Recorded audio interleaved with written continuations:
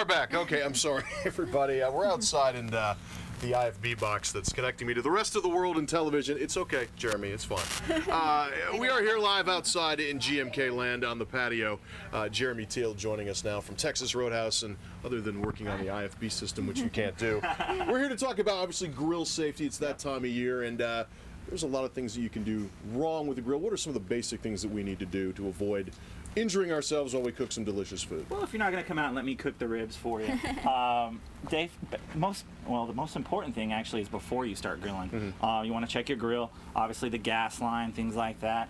And then after you get done with that, you want to make sure your prep food is good. You want to make sure you got everything set up so you don't have to be running around looking for things while the grill's on. Right. Start your grill, make sure you get it preheated, okay? Also, make sure you're trimming off all the extra fat that you have on your steaks or anything like that. But don't take too much off because that's your flavor. Exactly. So you don't want to take too much off. Also, your ribs, you want to make sure you're taking care of your ribs, things like that, making sure they're set up.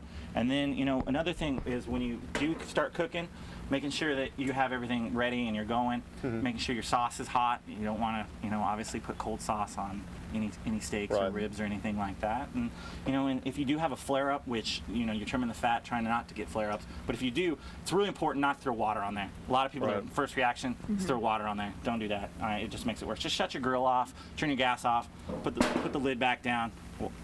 Back up a little bit and you should be safe. Because those flare-ups are something that it happens when you're cooking sausages, especially anything that's got a lot of the juice in it. You cook a lot of sausage, right? Yes. Yeah. No, she doesn't. What other food have you brought today? I see all kinds of different. I brought ribs. I brought steaks. I brought some coleslaw because you have to have coleslaw with your barbecue. I brought baked potatoes. And then after we get off here, I brought you guys some extra food. So. Outstanding. So, great. Any difference between those people who are still doing it old school with charcoal? Anything they need to do that different than a gas grill that they need to look out for to make sure that, hey, their food is cooked properly, safely, and that they don't burn themselves or anything else? You always want to make sure you have a thermometer, something like that. You know, make sure you can take temperatures. You making sure your chicken's up to temperature, your steaks are where you want them to be. You know, mid-rare for a steak is perfectly safe. But you know, obviously chicken, you want to make sure it's over that 165 point and things like that. And a thermometer is a very small investment, $2-3, and especially chicken is so hard for people to cook it. People either cook it too much or undercook it. So. Well, you know, they even have those neat ones where, you know, they have those forks and you actually stick it in there and it'll tell the temperature for you. So. Good deal. Well, Jeremy Teel, Texas Roadhouse, thank you for joining us. Thank you, Jeremy. Appreciate Thank you for joining us out in the rain. And speaking of rain, Mary will tell us when all this stuff is going to go away, coming right back up.